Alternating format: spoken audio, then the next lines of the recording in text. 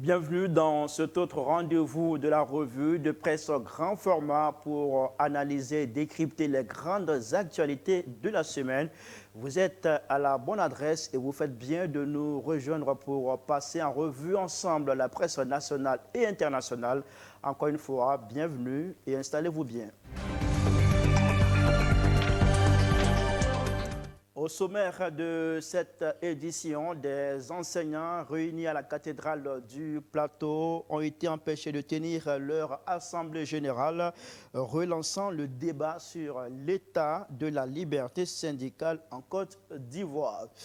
Le président ghanéen John Dramani Mahama entame une mission auprès des États de l'AES, l'Alliance des États du Sahel, afin de discuter de leur possible retour dans la CEDEAO.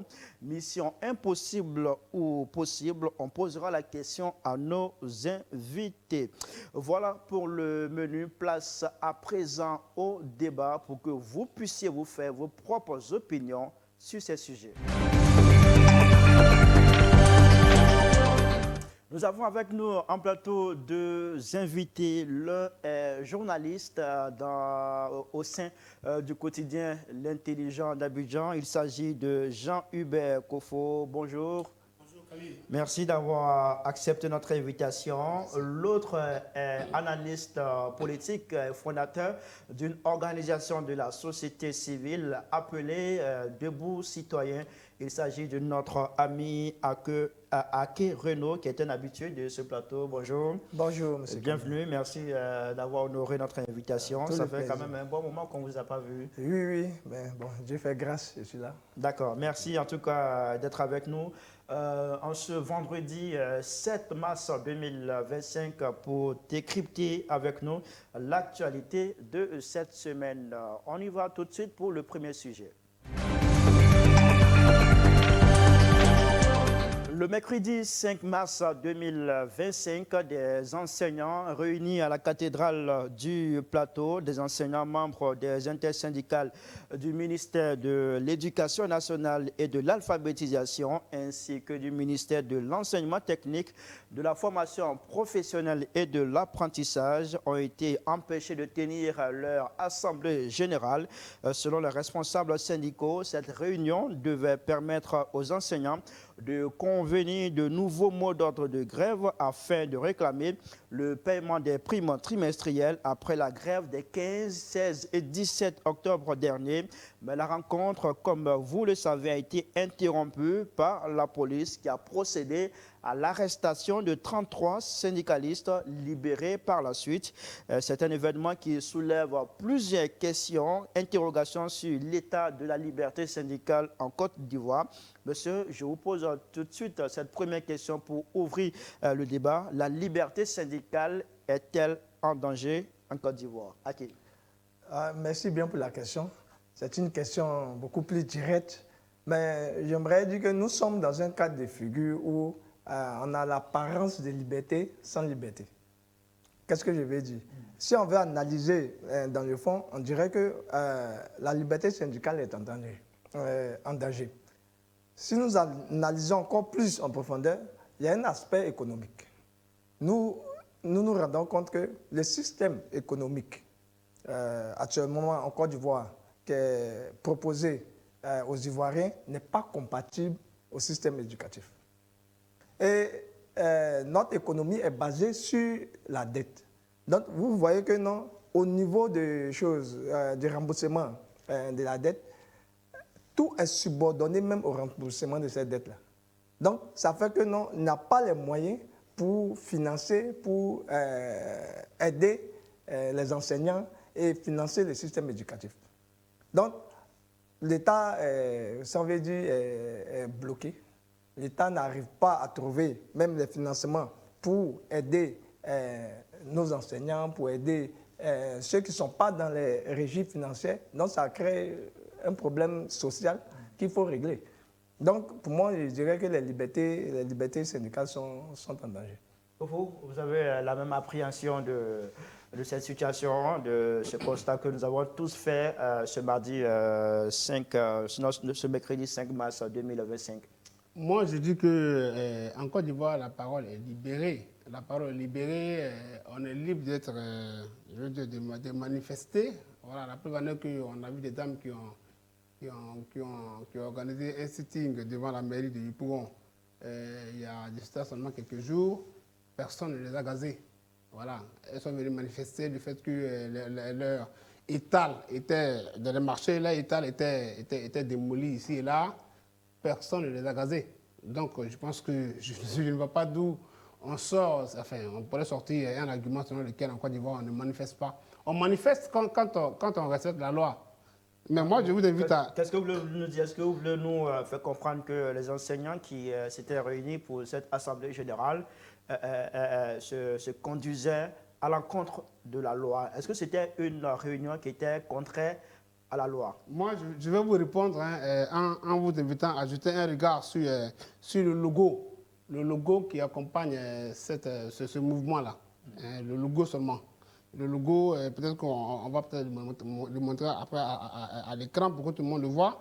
Mais ce logo-là, où il est écrit l'IS MENA, ce sont les initiales de ce mouvement, et où on voit carrément d'abord la couleur du logo rouge et noir.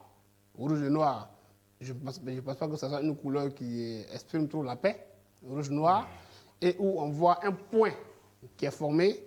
Et autour de ce point-là, il est écrit « Quand la répression devient la loi, la révolte devient le droit ». Quand je lis ça, je ne pense pas que ça ramène à un mouvement très pacifique. Je ne pense pas.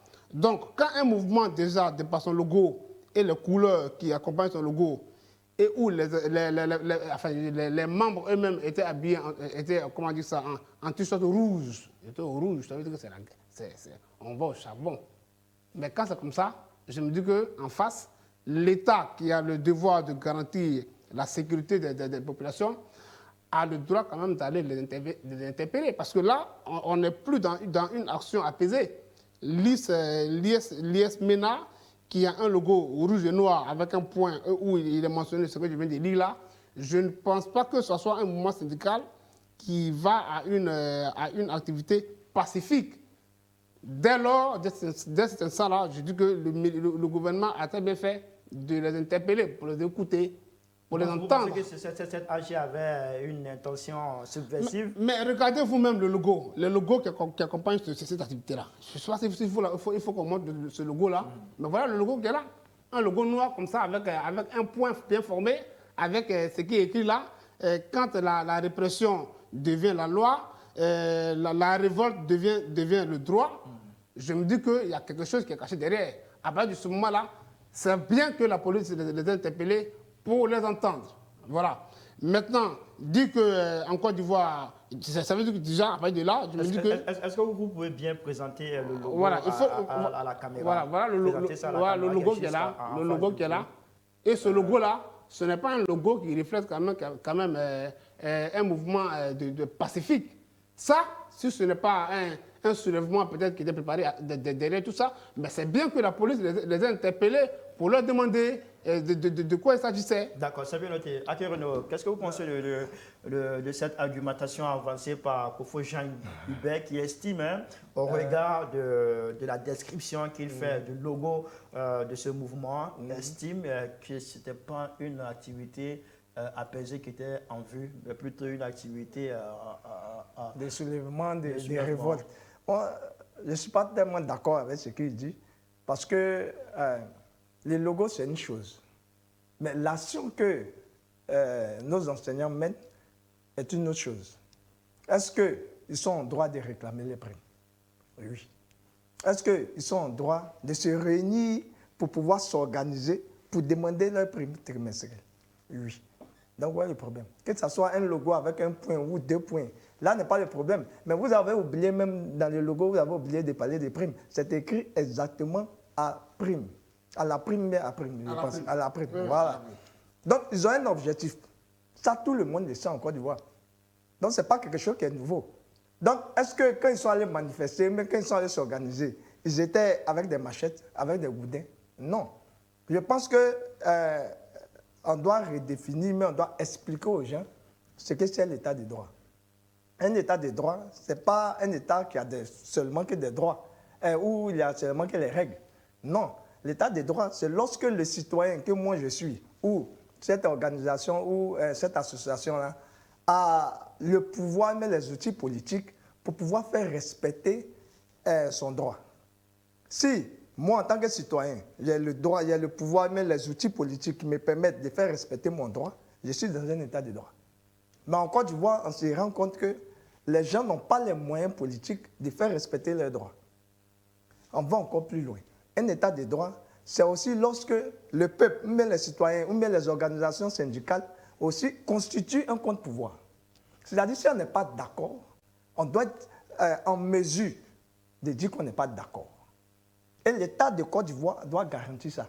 S'ils n'arrivent pas à garantir ça, dans ce cas, la révolte est des droits. Ça, ce n'est pas moi qui l'ai dit, c'est un peu partout, tout le monde le dit.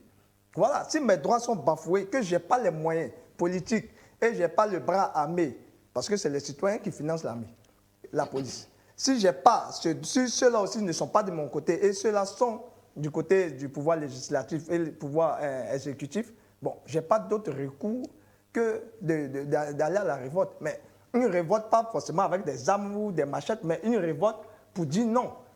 On ne va pas s'asseoir dans un salon pour aller dire non. Voilà. Pardon, M. Khalil, je ne sais pas si j'ai bien lu ce qui était écrit sur ce logo-là. J'ai bien dit, quand la répression devient la loi, la révolte devient le droit. Donc, ils estiment qu'ils sont réprimés. C'est le texte qui accompagne ce logo, en dessous duquel il est écrit à la prime. Est-ce qu'on a besoin d'avoir un logo aussi, je veux dire, aussi évocateur, qui évoque vraiment la violence? Non, évocateur. Quand on voit les couleurs, quand on voit les couleurs et le point qui est formé avec le texte qui l'accompagne, pour mettre en bas à la prime, je ne pense pas que ça soit quelque chose du genre, enfin, qui soit indiqué pour réclamer une prime pour des enseignants, pour réclamer une prime. Quand il parle de répression, c'est quoi? On sait que le gouvernement a mis sur pied un comité de dialogue dans ces affaires de primes là, aux fonctionnaires. Le gouvernement a mis sur pied un comité de dialogue qui est piloté par la ministre Anne-Désiré Oloto. Et le dialogue est ouvert depuis, je crois, le mois de... avant même la période des fêtes, je veux dire, avant juste décembre. Après la période de grève qui a commencé du 15 au 17 Et ce dialogue doit suivre son cours. Est-ce que ouvrir un dialogue est une répression? Non, le dialogue suit son cours. Et comment on dit ça? La ministre Anne Oloto et ce comité de dialogue-là se réunissent régulièrement pour réfléchir à cette question de primes-là. Qu'est-ce qui avait été dit au niveau des primes? Les primes, normalement, enfin, au niveau de la fonction publique, étaient réservées généralement aux régies financières et à certains autres je veux dire, services de la fonction publique. Par exemple, les impôts, les douanes, tout ça. Parce qu'on estime que ce sont des métiers qui font entrer de l'argent dans les caisses de l'État. Or, généralement... le métier d'enseignant, alors, est-ce que ce n'est pas une manière de minimiser ce corps de métier? Parce que sinon, on dirait aussi que le métier de chauffeur à la fonction publique aussi est minimisé. Puisque le chauffeur, c'est lui qui conduit le ministre. Pourquoi, par exemple, les chauffeurs de la fonction publique eux aussi ne réclameraient pas des primes? Alors, quand vous parlez des cadres, des régies financières à qui on doit accorder des primes, parce qu'on estime que ce sont ces personnes-là qui font entrer de l'argent dans la caisse de l'État de Côte d'Ivoire. Qui manipulent l'argent. D'accord. Il faut entrer de l'argent et manipuler l'argent. Ces personnes-là passent par où? Par l'école? Non, écoutez, parce que sinon, par l'école. En Côte d'Ivoire, on a, je crois, autour de comme des milliers enseignants et je vais chercher le résultat de fonctionnaires. Mais si tout cela, on doit leur donner des primes, je me dis qu'à un moment donné, l'État se retrouverait dans une situation où elle promettra des primes à des gens à qui ces primes ne sont jamais versées. Il faut quand même s'asseoir et voir quelles sont les entités à qui on doit verser les primes, enfin, les entités qu'on devrait peut-être ajouter à ceux qui perçoivent aujourd'hui les primes, pour que l'État aussi, qui ne peut pas tout faire, il faut qu'on le dise, hein, puisse, comment dire ça, payer les primes à ceux qu'il faut. Pas forcément à tout le monde, mais à ceux qu'il faut. Si on vous comprend, les enseignants ne méritent pas du tout non, prime. Non, pas ça. Je dis que il faut que ces gens-là s'inscrivent dans ce que le gouvernement a mis en place, le dialogue social, hein, qui a abouti à la signature du... Mais il faut que ce comité de dialogue qui est piloté par madame la ministre Anne Lotto et qui fait son travail, il faut laisser ce comité-là travailler jusqu'à la fin. Et après, si on a des décisions qui tombent, quitte à poser des problèmes sur les décisions, enfin, sur les problèmes sur ce qui n'a pas été réglé et ce qui devait être réglé. Mais pas venir en plein dialogue là, nous sortir un mouvement avec un logo vraiment... D'accord, on vous a compris. Alors, est-ce qu'il parle de dialogue? Il y a un cadre de dialogue qui a été mis en place, effectivement, de sorte à accorder les violences sur un certain nombre de points. Est-ce que vous pensez que ce dialogue-là, il est fructueux? Est-ce qu'il marche véritablement? Non, mais s'il marchait, on n'aurait pas voir ça. C'est parce que le dialogue ne marche pas. Et j'aimerais rappeler à M. Kofo que quand vous dialoguez, c'est qu'il y a une des parties qui a la dernière décision. Mais quand vous partez à une négociation, c'est que le rapport de force est équilibré. Et dans ce cas de figure, le rapport de force n'est pas équilibré. C'est pourquoi ça échoue toujours, ça accouche d'une souris, même sur le plan politique. Parce que le gouvernement n'a pas encore trouvé la solution pour financer les enseignants. Mais nous avons les régies financières qui ont des montants exorbitants au niveau des primes. Pourquoi? Je voulais rappeler à M. Kofo que les primes qu'on verse aux régies financières, elles ne sont pas issues du budget de la Côte d'Ivoire. Elles sont issues... Elles viennent d'où? C'est une caisse noire, en général. Parce que chaque année, dans chaque régie financière, il y a ce qu'on appelle les objectifs de recettes. Une fois que ces objectifs-là sont atteints, le reste, c'est-à-dire les sanctions que ces régimes financiers donnent aux entreprises et tout ça, c'est cet argent-là qui est versé sur un compte. Et c'est cet argent-là qui est redistribué à ces régimes financiers. Ça, c'est une caisse noire. C'est une caisse noire, c'est clair. Sur le plan légal, ça ne fait pas chose. Ce qu'on appelle ça, ce n'est pas légal.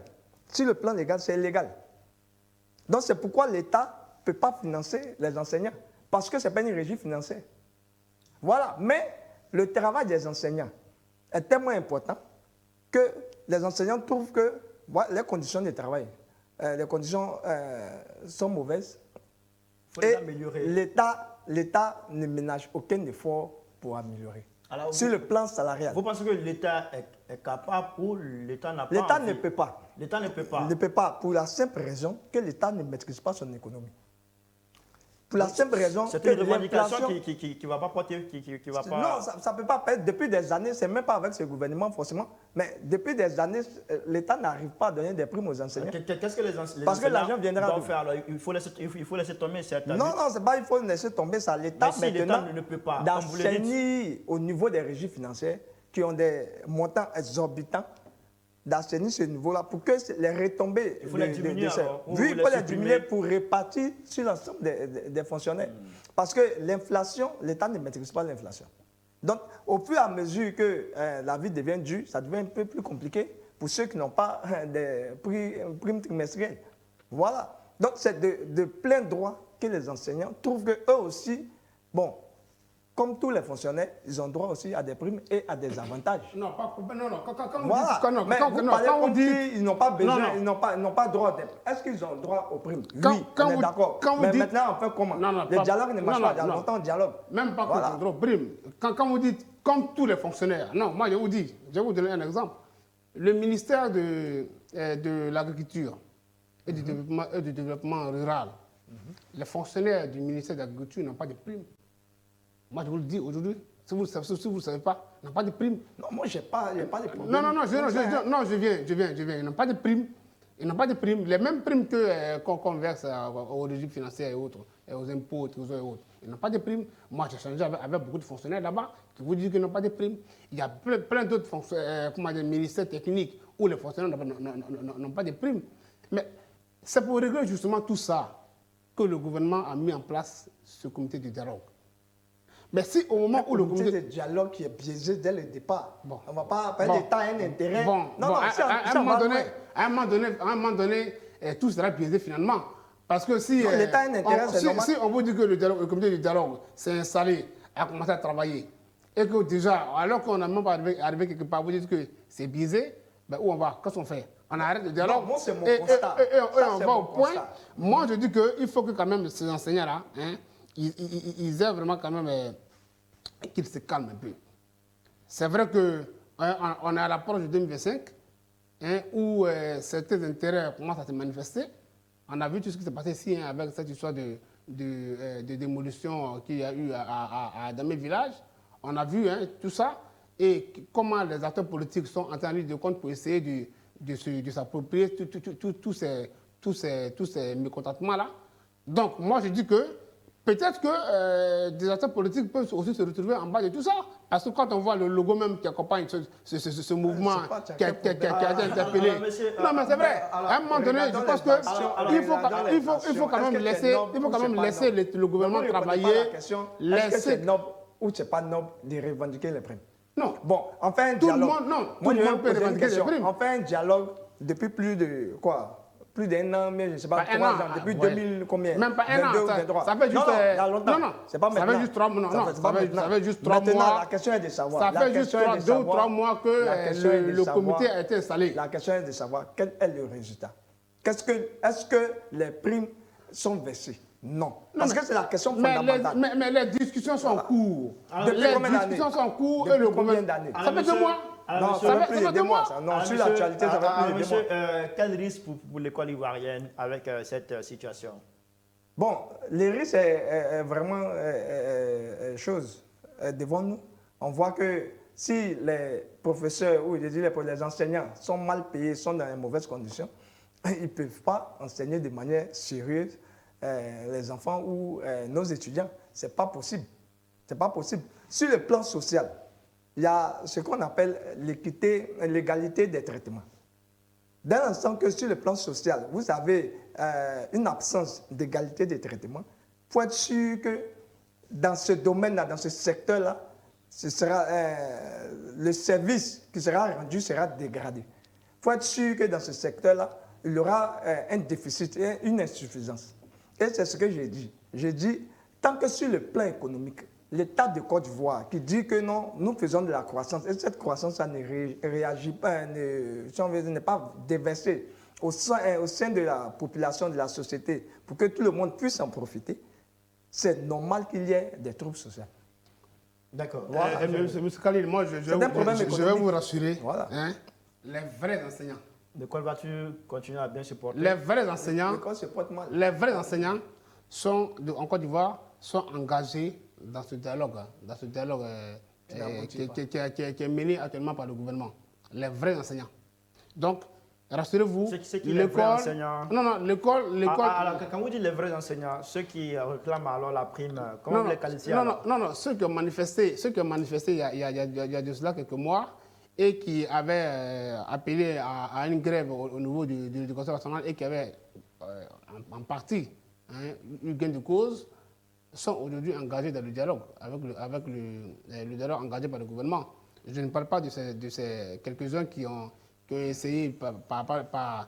Non, moi il suffit juste de jeter un coup d'œil sur leur logo pour comprendre que c'est des gens qui sont animés d'autres intentions. Voilà. Parce que sinon, le dialogue qui est engagé par le gouvernement, mais tout le monde y est engagé, tout le monde regarde aujourd'hui le comité de dialogue. Est-ce que cette situation où les enseignants réclament des primes, les primes ne sont pas encore versées, est-ce qu'on ne va pas tomber encore dans des grèves plus tard? et qui vont faire que on ne pourrait pas avoir de très bons résultats scolaires dans nos différentes écoles. Est-ce que ça ne peut pas faire régresser l'école ivoirienne? Mais le comité de dialogue vient à peine de commencer à travailler. Ça fait plus, Non, non, d'un an. c'est C'est ce qu'on depuis dit. 2023, je crois. Non, Si je me peut-être trompe pas. 2023. C'est Non. une affaire de 2000. enseignants dialoguent avec C'est les enseignants. octobre Monsieur Kofo. 2024 Monsieur Kofo. où le dialogue a été installé à la primature. A été lancé à la primature. Monsieur Kofo, Il y a eu, je crois, sous une Ahmed à deux Bakayoko, rencontres. même, il y avait même déjà des Non, discussions. on parle du dialogue, du comité de dialogue qui a été installé et qui est piloté par la ministre. Ça dépasse, mais un an arrive, si nous faisons de la croissance, en Côte d'Ivoire, on nous dit qu'on fait de la croissance. On est d'accord, non? Moi, je ne suis pas pour cet avis-là. On nous dit que les résultats, mais les chiffres macroéconomiques sont bons. Mais si c'est bon, c'est que l'État n'a pas de problème de financement. Ouais. On est d'accord? Bon, si l'État n'a pas de problème de financement, pourquoi on n'arrive pas à verser des primes dans le milieu éducatif, qui est le fondement même du développement d'une nation? Moi, je vais vous rappeler, je vais vous répondre par une phrase que Anne Lotto, en passant au lancement de ce comité de dialogue, avait dit. Il faut éviter de promettre. Enfin, le gouvernement de Côte d'Ivoire aujourd'hui, ce gouvernement-là, veut éviter de tomber dans les erreurs des gouvernements antérieurs. C'est le gouvernement qui ont passé le temps à promettre des primes à des fonctionnaires et qui ne les ont jamais payés. Parce que justement, c'est ça qui va encore gangréner, hein, enfin, qui va encore créer des crises au sein de l'administration publique. Parce que sinon, vous direz à tel secteur, on va vous payer des primes, quand on sait que l'État de Côte d'Ivoire a d'autres charges. Parce que l'éducation nationale n'est pas importante. Non, parce que quand tu parles d'autres charges, c'est que l'éducation nationale est au second plan. Bon, on est d'accord. Non, quand tu dis d'autres charges, on est d'accord. Donc l'État de Côte d'Ivoire a d'autres charges. On ne peut pas promettre des primes à tout le monde dans les règles qu'il a été, enfin, depuis le départ où on paye des primes. Comme je l'ai dit, c'était d'abord une affaire des régies financières. D'accord, c'est bien noté, monsieur. Mais j'ai posé une dernière question à M. Kofo. Entre les régies financières et le système éducatif, qui est le plus important selon vous? Bon, à vous de répondre à cette question-là. Non, moi, parce que moi, ce que je sais, c'est que généralement, il y a un adage qui dit qu'on ne regarde pas de la bouche du gré d'arachide. Non, mais les régies financières ne créent pas l'argent. Le gré d'arachide, ils ne créent pas l'argent. Ils collectent d'accord, monsieur. Ils collectent les fonds. On vous a bien compris sur ce premier sujet qui est relatif à l'Assemblée générale. Qui était prévu par les enseignants du côté de la cathédrale, mais qui n'a pas pu se tenir finalement, empêché par la police nationale. On va marquer une petite pause et se retrouver dans quelques secondes pour s'intéresser au deuxième sujet.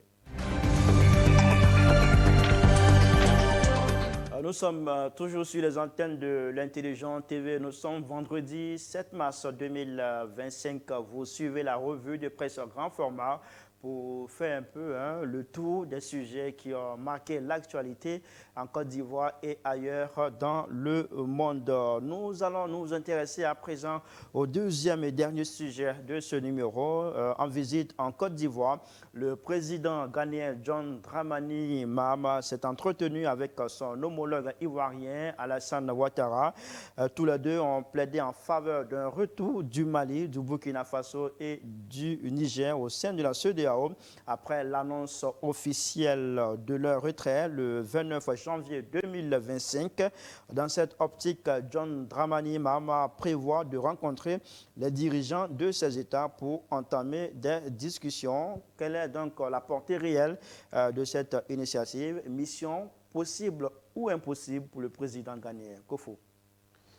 Je pense que les deux chefs d'État, lors de cette rencontre-là, ont été unanimes sur le fait que ces pays de l'AES devaient revenir à la maison. Le président John Dramani Mahama, juste après que le président Alassane Ouattara l'ait dit, il a soutenu le président Alassane Ouattara en disant que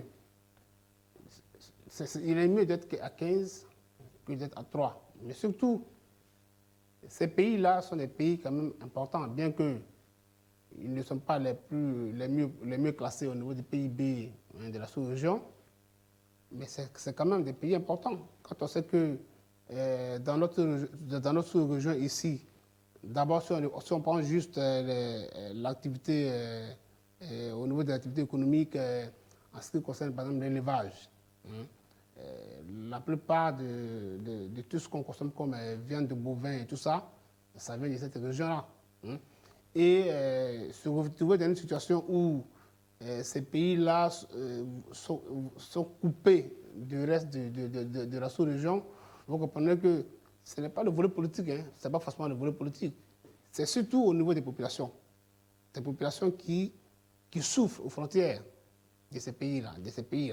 C'est-à-dire que des populations qui ont, par exemple, leur bétail, par exemple, pour prendre le cas des éleveurs, qui ont du mal à les écouler vers les pays qui sont un peu plus au bord de l'eau, qui sont les pays qui financièrement sont un peu plus cotés.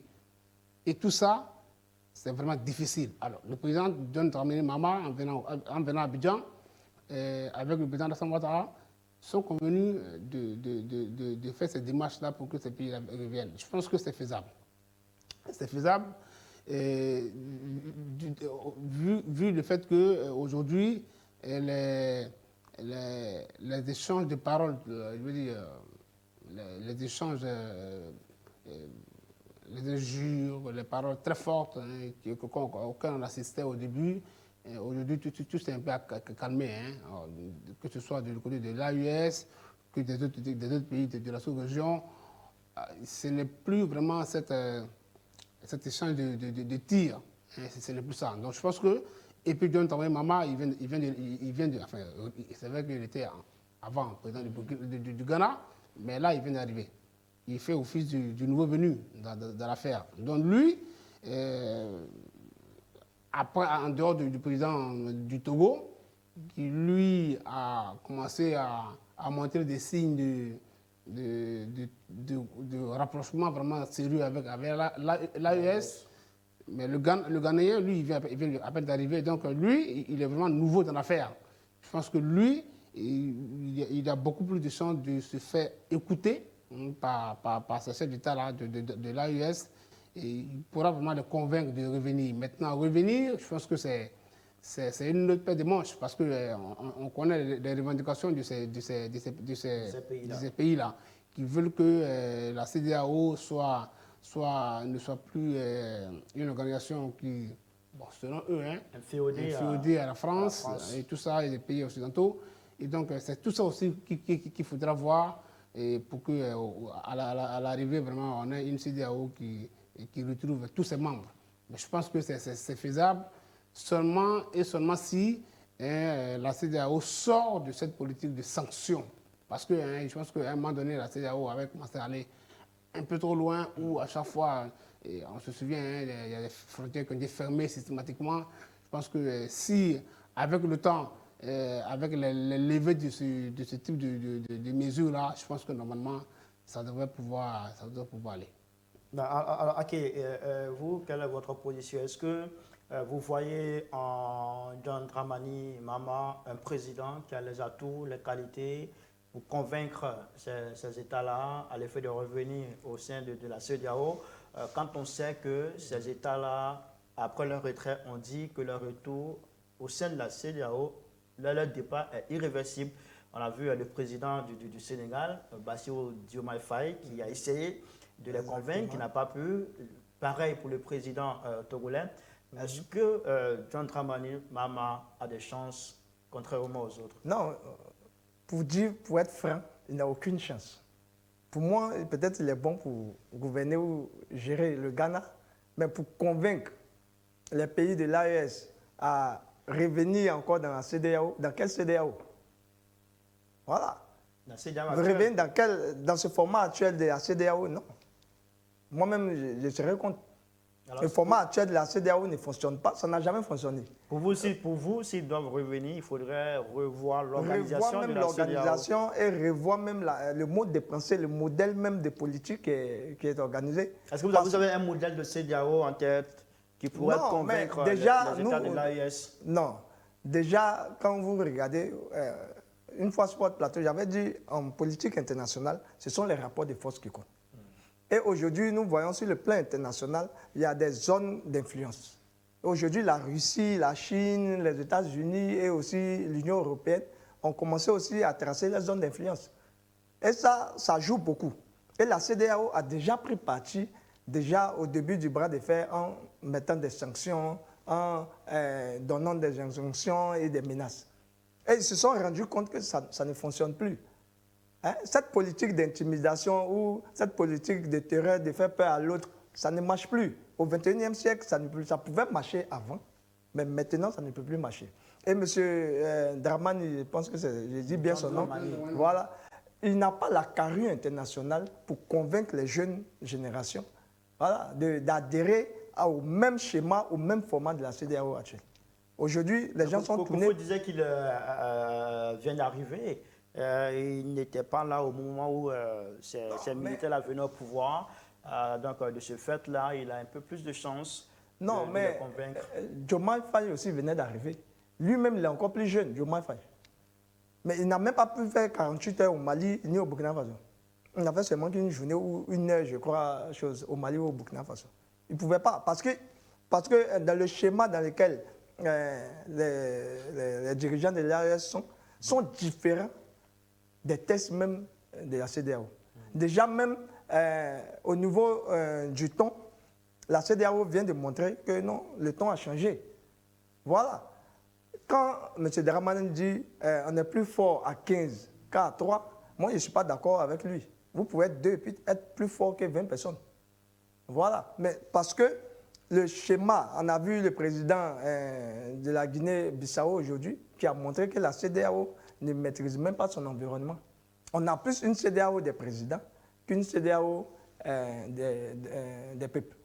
Donc, on n'a pas cette CEDEAO qui agit dans l'intérêt de la communauté, on a une CEDEAO qui agit dans l'intérêt des choses. Par exemple, on se souvient que le président de la République avait parlé d'envoyer un bataillon au Niger. Justement, Voilà. Ça me permet de venir à cette question. Il y a certains observateurs qui peinent à comprendre justement la position actuelle du président Alassane Ouattara, lui qui, il y a quelques mois, soutenait une intervention militaire au Niger à l'effet de rétablir le président Bazoum dans ses fonctions. Aujourd'hui, il plaide pour un retour des États de l'AES au sein de la CEDEAO. Des gens ont du mal à comprendre cette posture du président Ouattara. Est-ce que vous la comprenez, Kofo? Écoutez, je pense que le président Alassane Ouattara a été toujours quelqu'un qui a d'abord, quelle que soit la crise qu'il y a eu dans la région, qui avait milité vraiment pour le dialogue. Mais à un moment donné, quand on se rend compte qu'il y a une situation qui prévaut dans la sous-région et qui commence à se répandre comme un cancer, il fallait agir tout de suite pour vraiment marquer l'opposition et y mettre fin, vous comprenez? Mais heureusement que depuis le Niger, il n'y a plus de coup d'État encore dans la sous-région. Heureusement. Donc déjà, les croyants diront Dieu merci. Maintenant que le mal a été un peu freiné, peut-être que c'est le fait aussi que le président Alassane Ouattara, aux côtés des autres pays qui étaient prêts à intervenir au Niger, et qui ont fait qu'aujourd'hui, ces menaces-là qui ont fait qu'aujourd'hui, peut-être dans d'autres pays, les gens ont eu peur de faire des coups d'État. Ça a dissuadé les gens, parce qu'aujourd'hui, je me dis que si hier, le président Alassane Ouattara n'avait pas dit la Côte d'Ivoire est prête à intervenir au Niger, et qu'avec tous ces bruits de bottes qu'il y a eu, peut-être qu'il y aurait eu encore d'autres coups ailleurs. Mais grâce à ce coup de poing sur la table, qui marquait vraiment, qui disait qu'il fallait que vraiment ces genres de comportements s'arrêtent dans la sous-région, et ça a certainement dissuadé plus d'un. Voilà. Maintenant, aujourd'hui, où on constate que le fléau s'est arrêté, on espère vraiment pour de bon, il faut maintenant travailler à ce que ceux qui ont peut-être ailleurs déjà plongé le pays dans une situation bizarre, qu'ils reviennent d'abord à la maison. Et après, autour de la table, on échangera pour voir comment ça va se tenir, je veux dire, le passage, comment ça se fait le passage du témoin à des gouvernements, à des pouvoirs civils. Parce que sinon, on ira, moi je dis que finalement, on se retrouvera peut-être dans une situation où on sera peut-être obligé d'intervenir militairement dans un pays. Voilà, pour mettre fin à un coup d'État. Maintenant, il y a aussi un fait que moi je voudrais souligner, c'est aussi l'attitude du président bissau-guinéen, Embalo Sissoko. Qui lui a été président de la CEDEAO. Président de la CEDEAO. Pendant qu'il y avait le coup d'État au Niger, il était le président de la CEDEAO. C'est lui, justement, qui pilotait toutes ces réunions lors desquelles, enfin, au-dessus de l'une desquelles, le président Alassane Ouattara avait dit que la Côte d'Ivoire était prête à intervenir aux côtés de la France au Niger. Mais c'est ce même président-là qui, aujourd'hui, chasse des émissaires de la CEDEAO de son pays, sous prétexte que ces émissaires-là sont arrivés dans son pays et que ces émissaires-là ont rencontré l'opposition à son insu. Chasser une délégation de la CEDEAO, mais quel message vous envoyez à ceux qui aujourd'hui ont claqué la porte de la CEDEAO? Mais tout le monde dira, heureusement qu'on a quitté cette CEDEAO-là. Voilà finalement eux-mêmes qui commencent à se manger entre eux. Voilà même des présidents qui étaient prêts à se déculotter pour la CEDEAO aujourd'hui, qui humilient la CEDEAO sur la scène internationale. Vous comprenez un peu? Ça aussi, c'est des messages qu'il ne faut pas envoyer. Figurez-vous que quand le président Alassane Ouattara, en recevant son homologue ghanéen ici, tenait des propos déplacés à l'encontre de la CEDEAO, qu'est-ce que les autres pays diraient? D'accord, c'est bien noté, Kofo Chaniba, vous avez compris, on est carrément à la fin de l'émission. Ake Renaud, est-ce que vous partagez l'avis de Kofo Jean-Hubert sur la posture actuelle du président Alassane Ouattara pour conclure cette émission? Je ne partage pas cet avis parce que je pense qu'on n'a pas besoin d'intimider ou de faire des déclarations de guerre parce qu'envoyer des bataillons, c'est une déclaration de guerre. Donc, on n'a pas besoin de faire ça pour faire plier. Non, mais aucun bataillon n'a décollé. Aucun bataillon n'est allé au Niger. Oui, aucun bataillon n'est allé au Niger. Le président, il a fait pour faire peur, certainement. Pour faire peur au Niger, certainement. Je voulais continuer pour dire que la CEDEAO a perdu en crédibilité. On a remarqué sur la scène, on veut dire sous-régionale, qu'elle n'a réglé aucun conflit sur son espace. Que ce soit en Côte d'Ivoire, que ce soit au Mali, que ce soit au Burkina, au Niger, eux maintenant on a chose qu'on appelle ça la Guinée-Bissau, la CEDEAO ne peut pas régler ces problèmes. Et les présidents de la CEDEAO n'ont pas peur de la CEDEAO, parce que la CEDEAO n'a pas les moyens de sa politique. Ils le savent. Pour avoir été président de la CEDEAO, il sait que la CEDEAO n'a pas les moyens de sa politique. Ce n'est pas un idiot. On peut tout lui reprocher, mais ça peut être un idiot. Et nous comprenons clairement que la CEDEAO ne peut pas régler les problèmes. Et c'est cette CEDEAO que tout le monde décrit. Et le chef de l'État actuel ne peut pas même penser, même rêver que les jeunes générations de maintenant, ces nouveaux présidents, ces jeunes présidents, vont revenir dans une CEDEAO qui est déjà caporalisée par les partenaires internationaux. Ce n'est pas possible. Parce que la CEDEAO n'a pas les moyens de sa politique sur le plan militaire, n'a pas les moyens de sa politique sur le plan financier, parce qu'elle ne peut pas se financer elle-même. Elle est obligée de faire recours à des partenaires internationaux. Et la CEDEAO aussi ne peut pas régler même des questions même fondamentales sur le plan politique. Écoutez, bon, tout le monde fait appel aux partenaires internationaux pour les financer. Je pense peut-être que pour terminer, si vous le permettez, Khalil, je pense qu'à la limite, ce qui pourrait vraiment faire revenir l'AES, comment dire ça, de la CEDEAO, c'est des actions politiques, non, des actions vraiment claires et sincères. Par exemple, à commencer par rapidement relancer ce dossier sur l'économie, enfin sur l'éco, cette monnaie sous-régionale, l'éco, rapidement qui va pouvoir nous sortir de ce franc CFA là qui est décrit par tout le monde. D'accord, messieurs, merci beaucoup. On va refermer cette revue de presse grand format pour ce vendredi 7 mars 2025. Merci à tous les deux d'avoir été présents sur ce plateau pour décortiquer ces deux sujets que nous avons voulu proposer à nos téléspectateurs. Merci à eux de leur fidélité constante. Merci à toutes et à tous de nous avoir suivis et puis à très bientôt, à vendredi prochain pour notre numéro de la revue de presse en grand format. D'ici là, je vous souhaite de passer un excellent week-end.